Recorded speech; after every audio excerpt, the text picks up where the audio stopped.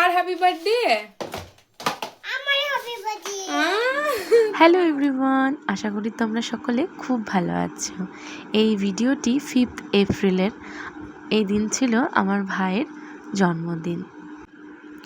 এখন আমি বাপের বাড়িতেই আছি। সকালবেলা চা খেয়ে তারপরে ভাইয়ের হাতে বানানো এই ডিম টোস্টগুলি খেয়েছিলাম। তারপরে বাবুদেরকে ব্রেকফাস্ট করিয়ে নিলাম।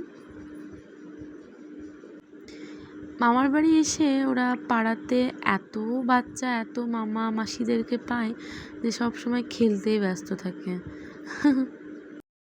আমার বাপের বাড়ির গা লাগা একটা দুর্গা মন্দির আছে, আর দুর্গা মন্দিরটি রাস্তা থেকে একটু ভেতর দিকে হওয়াতে এইখানে কোনো সাইকেল গাড়ি ঘোড়ার ভয় থাকে না। বাচ্চাগুলো এখন না রোজ এই মন্দির প্রাঙ্গণেই খেলে। টুকটাক বাচ্চারা আসে, তাদের সাথে ফাঁকা নিরিবিলি বলে ওরা খেলতেও পারে ভালো। আর ওদেরকে খেলতে নিয়ে আসার আর একটা কারণ হচ্ছে এই সময় মা দুপুরে রান্নাগুলো সারছিল, নইলে দিদুনকে জ্বালাতন করতে রান্নাঘরে বারবার চলে যেত।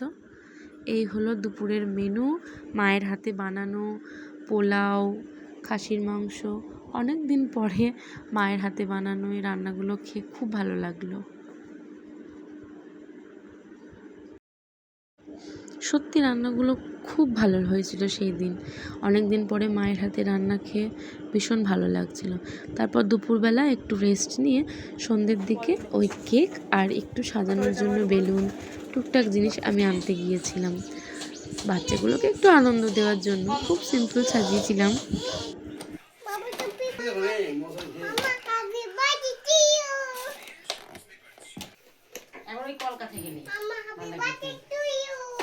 Birthday to you.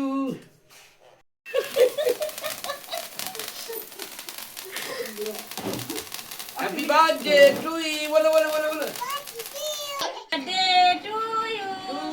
Happy birthday to you. ভাই বাতাকা happy birthday to you, happy birthday মামা, হ্যাপি বার্থডে টু ইউ।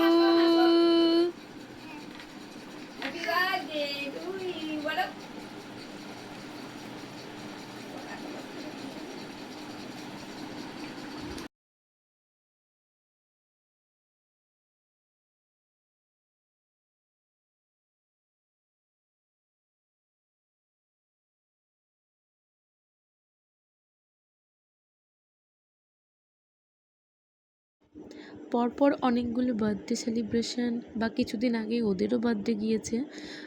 এই দেখে বার্থডে যে কেক কাটতে হয়, কেক খাওয়াতে হয়, এইটা ওরা খুব ভালোভাবে জেনে গিয়েছে। তো যাই হোক, আমাদের সারাটা দিন খুব মজা করে কাটলো। তারপরে আমরা কেক খেলাম, কিছুক্ষণ পরে ওদেরকে ডিনার করিয়ে আমরাও ডিনার করলাম এবং দিনটা এভাবেই আমাদের কাটলো। ঠিক আছে, টাটা সকলকে, আবার অন্য কোনো ভিডিওতে দেখা হবে। আজকে এই পর্যন্ত। ভালো। ওদের কাছে কেন না, তো চাকু দিয়ে খাওয়া।